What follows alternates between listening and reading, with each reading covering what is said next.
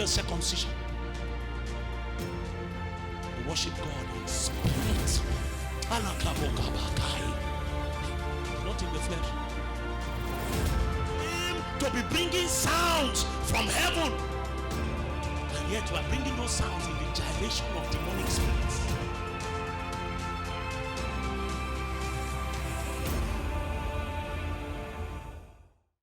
Amen. The topic of today's meeting is praying what? Always. Like what I said initially, prayer is not easy. Prayer is not easy. That is why prayer is a sacrifice. Are you with me? Prayer is not easy. That's why prayer is what? A sacrifice. And that is why I call it prayer altar. I don't know why other people call it prayer altar. But it is sacrifice at the place upon altar. It's because prayer is not easy. And now the Bible is recommending or asking us to pray always. And prayer is not easy. That is to say, for you to be able to pray this prayer I'm talking about, you need an help from the Holy One. You know, if you study the Bible said, I will not leave you comfortless, I will send you the comforter. That word comforter is called allos parakletos. And that word means an intercessor. It means standby, it means comforter. And many other things. So there is a spirit that is called the spirit of intercession. And I call him intercessor. That the spirit is the real intercessor. You are just a vessel that the spirit possesses to do the prayer. He said we may want to pray, but we don't know how to pray as we ought to. He said, but there is a spirit that comes that helps our infirmity and help us to pray, and help us to pray with groanings that normally you cannot utter with your own brain. That spirit is the one that really knows what you need to pray. That is why I always emphasize that we don't really pray by feelings, we pray by the help of a spirit. That if the spirit wakes you up by 2 in the night to pray and you are tired, the spirit is the intercessor. If the spirit knows that you cannot do the prayer, it will not wake you.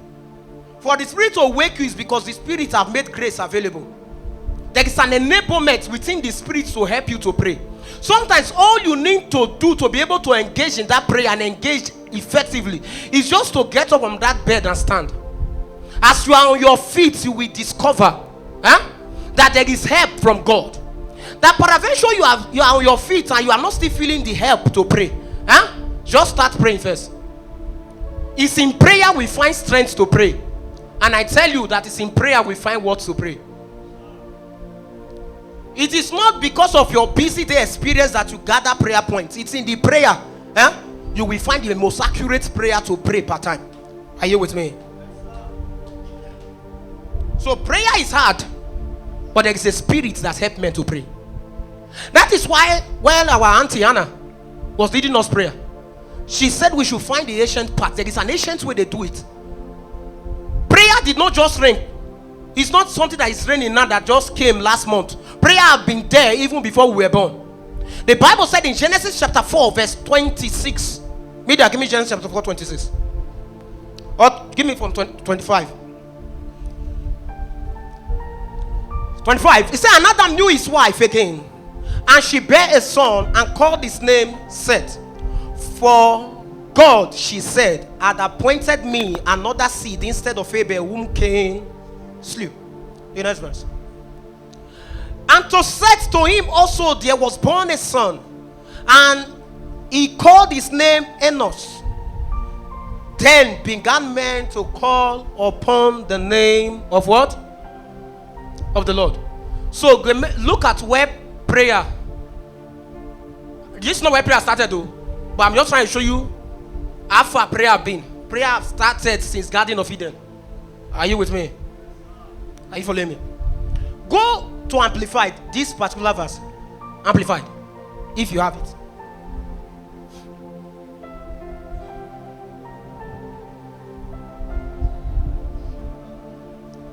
Do you have Amplified? If you have it, give me this verse. So prayer is not something that came up last year. It's not something that we invented. So we are not the one to determine how prayer goes. From the beginning, it is not the length of prayer you pray that you upload on Facebook that determine how effective your prayer will be. From the beginning, it was not so. You know, yesterday Daddy was teaching us about marriage, and he told us that when Jesus came out to handle the problem of marriage, he went to the beginning, and he said from the beginning it was not what? It was not so. From the beginning of prayer, it was not so. And when Jesus came to give perspective on the issues of prayer, what he told them is that when you want to pray, he said enter into your room and do what? Shut your door. That is to say, the time you pray and the number you pray is not something to brag about. If truly your prayer is potent, it's God that sees in secrets that will tell you. And the way God tell you that your prayer is potent in the secret is that He rewards you what? Openly.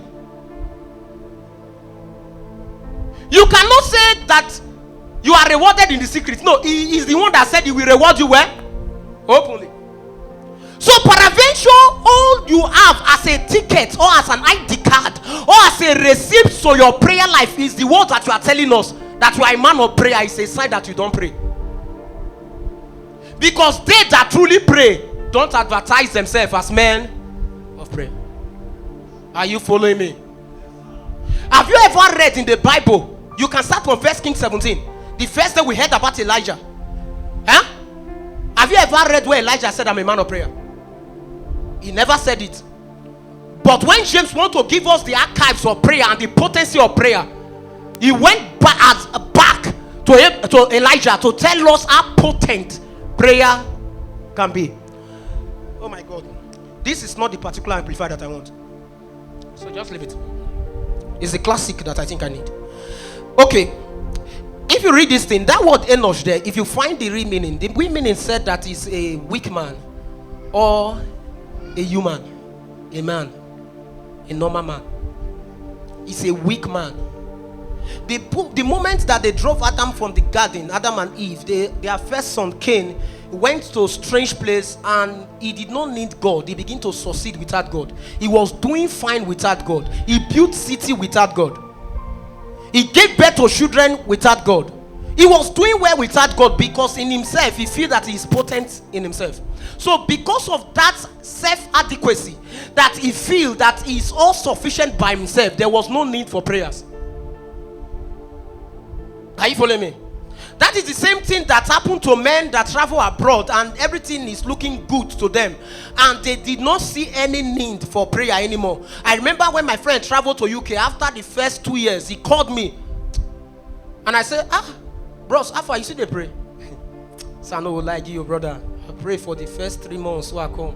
Since then, I never really see any need to pray. He never see any need to pray. Are you with me? That is a place of sufficiency. Are you with me? That thing, that people that live after that order, in the realm of the spirit, they are not men. They are other type of creation. Maybe they are beasts or we don't know who they are, but they are not men. Because Jesus Christ was the one who told us in Luke chapter 18 verse 1 that he spoke a parable to this end. That peradventure you are a man, you have been sentenced to a lifestyle of prayer, that men ought always to do what? To pray and not to faint. Peradventure you are not praying, you are not what? A man. So in this place here, he said Enoch was a weak man, and it was in the day that he saw that he was insufficient, that without God he is nothing. He cannot meet up to the requirements of life all by himself. The Bible said in those days men begin to call upon the name of what? Prayer started. After a long time of silence, when no man was praying, the day men saw their weakness. So if we are not praying, it's because we believe we are sufficient. And Jesus Christ said, he spoke a parable. Do you know how that story started? He was talking about a woman and a judge. A woman and a judge. You know that story? That the judge does not have regard for God or for man.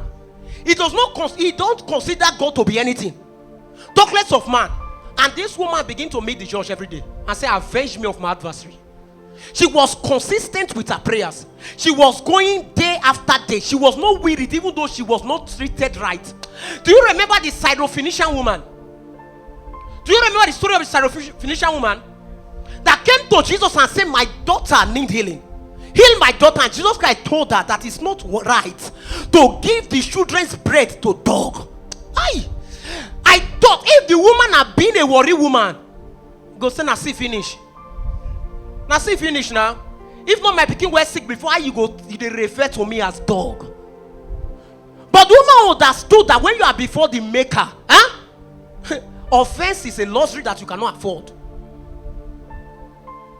Who told them that is offended with their maker? So the woman know that I might be a dog. It does not change the equation. But even the dog eats from the crumbs that fall from the son's table. And Jesus Christ said, I have not seen such a faith in the whole of Israel. And he said, be it unto you according to your what? To your faith. And instantly the woman's child was what? Was healed. Are you with me? The woman saw that without Jesus she is helpless. So nothing can make her to be offended. You know there are many people that are offended with prayer. They pray for 3 months. And they give up on prayer. A pastor preached a powerful message that I've never forgotten. He said God answers prayer. And he said he can vouch. Me, I cannot make that vouch, but he was the one that said it. That he can vouch that God answer all prayers. That peradventure God did not answer you is because you stopped praying. I remember I was talking to Daddy one day. And I said, if somebody is praying for something and you have not seen the thing, should the person conclude that it's like it's not the will of God for my life? That's what, let me just stop. He said no. He said, if the Lord did not appear to you, I said, my son, it's not the will of my will for you. As long as the Lord, you have not heard it from the mark of God, pray till you die. As long as the Lord have not tell you to stop praying, pray the prayer. Hey. Pray the prayer. Apostle Paul said, pray without what? Last week, Sister Martha was telling us that even in Keke, anywhere you are, anywhere. I remember when I was doing my electrical work, I can be in the ceiling, drawing wire, and be saying, I remember in NYC camp, you are doing parade, you are waiting at a parade, this is not a waste of time. I do left, move to the right in 3, right turn. In your mind, you are doing kappa, papa, because the requirement is that pray always. The requirement is to pray how many times?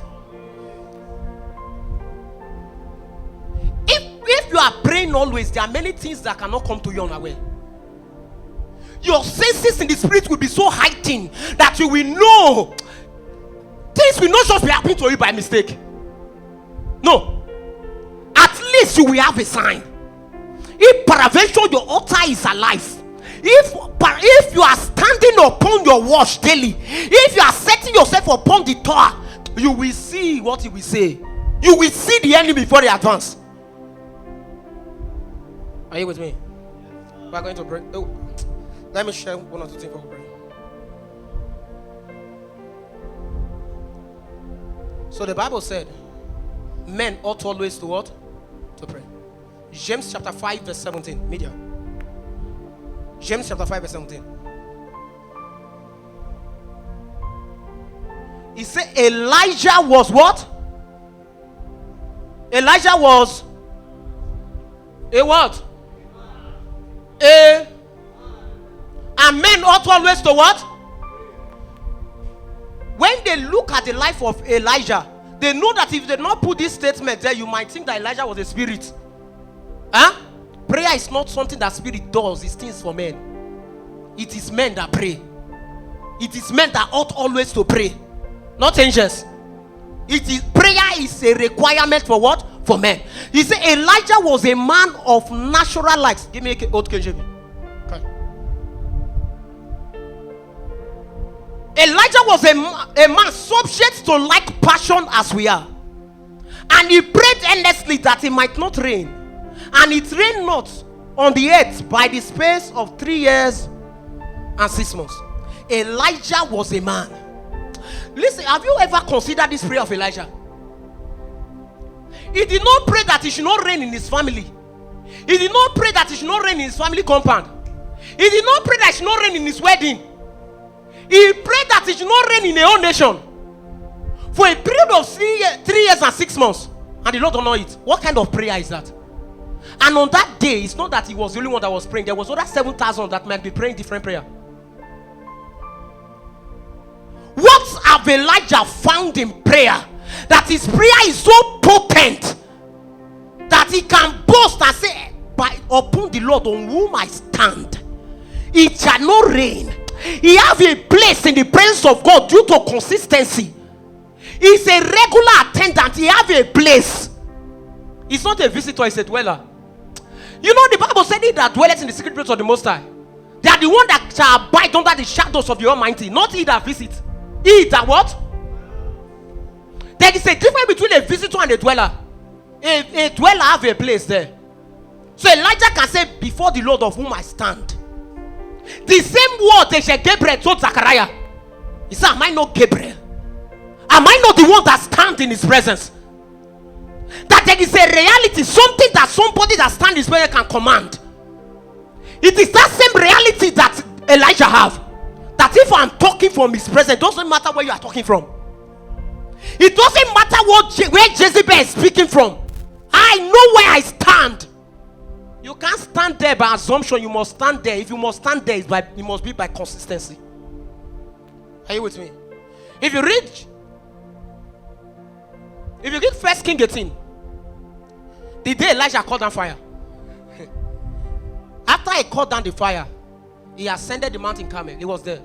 And he began to pray that there should be rain. He prayed the first time. The Bible said there was no rain. Abi? He sent the servant to look. And there was what? It was not a new prayer point he need. What he need is consistency. I came to tell you that what you need is consistency, not a new prayer point. You prayed the last time, there was no answer, you stopped praying. You started doing other things. He prayed the first time, no answer, it was there again. He did not change prayer point. He prayed again. He sent them, they went to look. There was no answer. He stayed there again and prayed again. He was not the one leaving the place. It was the message that was leaving. That you don't need to leave the prayer place until you see your answer. It doesn't matter how long it stays, how long it tarries. Habakkuk chapter 2 said, I will stand upon my watch. I will set myself upon the tower to see what he shall say unto me. He said, now write the visions and make it plain. Write it upon table so that those that see it can read and run. He said, for the vision is for appointed time. He said, yet though he may tarry. He said, but it will not tarry. When first I read that scripture, said, though it may tarry, it will not tarry. I was confused about it. And the Lord began to teach me that he may tarry till the day of his manifestation. And when that day comes, when the time of answer comes, when the appointed time comes, he can no longer tarry. He may tarry. You might be praying for 6 months. But when the day that the Lord has programmed, the appointment date come, he can no longer tarry. But before it comes, some people have already run from the place of prayer. They have stopped praying. They have chosen other option. That for a man to be able to be strong in God, he must zero his mind. That is either God help me or I die wasted. I don't have plan B. If you have plan B, God will put you in a tight corner so that you can explore your plan B. You must come to that place where you zero in on God, that is only God. Just like that woman, she told her mother that I will trouble this man until the man answer me. And the Bible said, though the man don't fear God, the man don't have regard for God, neither man. It was not the fine face of the woman that the man considered and said, hey, you don't do the cry, man give you. No. The man did not even consider the woman. The man considered himself. He said, if I don't answer this woman, the woman will weary me. If I tell you that, bro, don't worry, I'll give you 5,000. But they trouble me. What does that mean? Someone should give me an idea. What does that mean? Say, I'll give 5,000, but they trouble me. Anytime you see me, they trouble me. It means that maybe the way I'm saying it, if you see me tomorrow, I will not give you. Just the trouble. If you agree tomorrow, not need to trouble me. But if you see me, they do what? Because I don't know the day will give, but as you trouble me, one day I go do it. That is the technology there. The Lord was the one that said, he that call upon the Lord, say, give him no rest. Give him no what? If he knows that if you call tomorrow morning, he will answer you. He will not say, give him no rest. He said, ask, and it shall be given unto you. Seek and you shall find. Knock and it shall be opened unto you. He now explained further that he that asks and continue asking. Not he that asks once. That is to say, for you to be able to receive from God, your prayer life must be consistent. And that is why Satan is fighting consistency.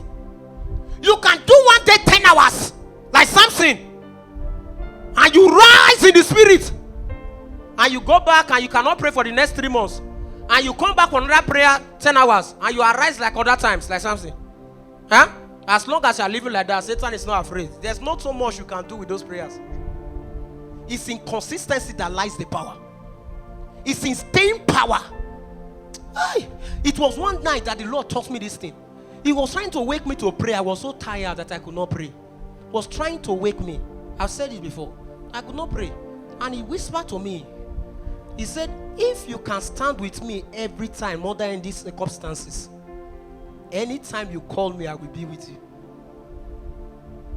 That if the Lord can call you sometimes, you will not be available. Just check. There is a day you will call.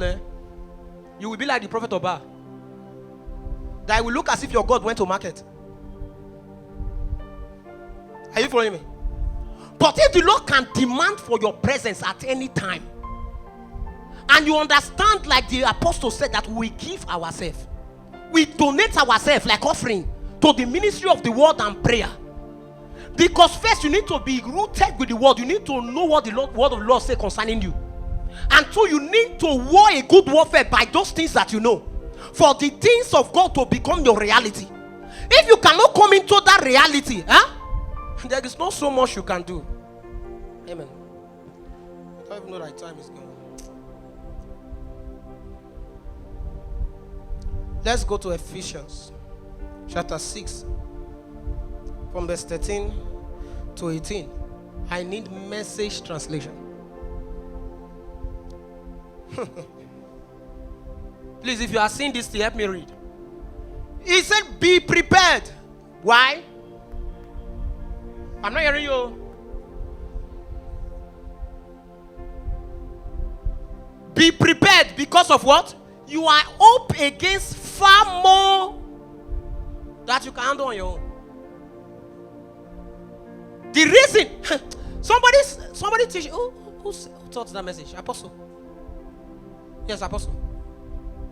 That Satan is great, and the Bible recognizes it. But he said that greater is he that is in. Is it Apostle or Pastor? But greater is he that is in what? In you than he that is what? If the other one is not great, there will not be greater. The reason there is greater is that the other one is what? Is great. I came to tell you that you by yourself, you are no match for Satan. That the only advantage you have, that you will win. That like what Pastor is saying, you can see Satan in your house and go back to sleep. It's not because you eat fufu before you sleep. There is another energy that is working in you. It's called God's ability. You are up against far more that you can handle by yourself. The things that are against you, you cannot handle it by strength. If you go by strength, they will mess you up like something. Are you with me? So go to verse 18. Okay, just go down a little bit. In the same way, prayer is an essential. It's essential in the ongoing warfare. Because you are up against far more that you can handle on your own. Prayer is not what? An essential in the ongoing. He says, so what? I want to hear you. So what? And what? Because you are up against far more that you can handle by your own strength, then you are a weak man. And the sentence of a weak man, the day you discover that you are weak, on that day, men begin to what? To call upon the name of the Lord. If you know that you are up against far more that you can handle, your only solution is to pray hard. And to what? Pray long. To pray hard and to what? Can we be upstanding?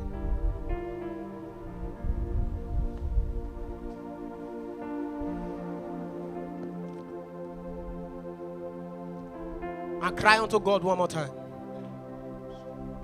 And say, help me to pray hard and pray long.